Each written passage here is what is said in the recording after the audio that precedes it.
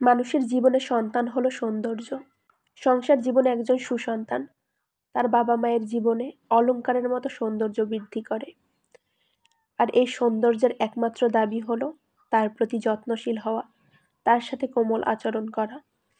পবিত্র কুরআনে বর্ণিত আছে, সন্তান আর সম্পদ আমাদের পার্থিব সৌন্দর্য বৃদ্ধি করে, কারণ একজন সুসন্তান ইহকালের সৌন্দর্য আর পরকালের সম্পদ। আসসালামু আলাইকুম, আমি শান্তা ইসলাম বলছি রাজধানী শহর ঢাকা থেকে। কাছে দূরে দেশ এবং দেশের বাইরে যে যেখান থেকে দেখছেন, নতুন আরও একটি ভিডিওতে সবাইকে স্বাগত। আশা করি মহান আল্লাহর রহমতে সবাই ভালো আছেন। আলহামদুলিল্লাহ, আমরাও ভালো আছি। এই মুহূর্তে যারা ভিডিওটি দেখছেন, প্লিজ একটি লাইক দিয়ে ভিডিওটি কন্টিনিউ করবেন। আর আপনি যদি ইউটিউব থেকে দেখেন তাহলে আমার চ্যানেলটা সাবস্ক্রাইব করবেন, আর যদি ফেসবুক থেকে দেখেন তাহলে অবশ্যই পেজটা ফলো করে রাখবেন। আর এই কাজটা যদি আপনি অলরেডি করে থাকেন তাহলে আপনাকে অসংখ্য ধন্যবাদ।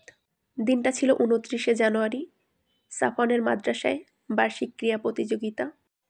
শিক্ষা জীবনের শুরুতেই আলহামদুলিল্লাহ সে নতুন পরিবেশে নিজেকে অনেকটাই মানিয়ে নিয়েছে আর স্বতঃস্ফূর্তভাবে সব প্রতিযোগিতায় অংশগ্রহণ করেছে। সর্বশেষ প্রতিযোগিতা ছিল যেমন খুশি তেমন সাজো। সাফন সেজেছিল একজন সীমান্তরক্ষী। আসসালামু আলাইকুম, আমি একজন সীমান্তরক্ষী। তোর হাত থেকে দেশকে রক্ষা করা আমার কাজ। আমরা সবাই ইসলাম পেশাকে বিষ্ণু পেতে জরুরি নয়, সব পেশাকে আমাদের ইসলাম মানাতে হবে। ইনশাল্লাহ সকল সৈনিকদের প্রতি আমার শ্রদ্ধা।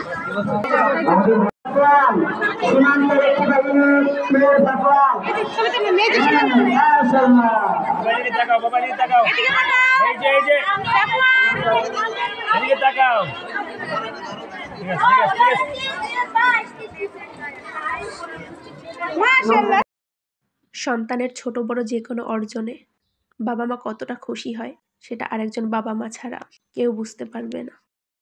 মাশাআল্লাহ, আলহামদুলিল্লাহ। সাফন প্রতিযোগিতায় অংশগ্রহণ করে পুরস্কার জিতেছে। সেই খুশিতে সে কিন্তু তার বাবার থেকেও উপহার পেয়ে গেছে।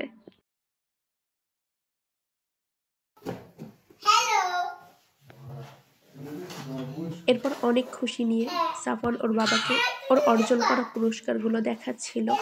সবাই আমার বাবাটার জন্য অনেক দোয়া করবেন, আল্লাহ ওকে নেক হায়াত দান করুক, আল্লাহ ওর জীবনের সৎ উদ্দেশ্যগুলো এবং সুন্দর স্বপ্নগুলো পূরণ করুক।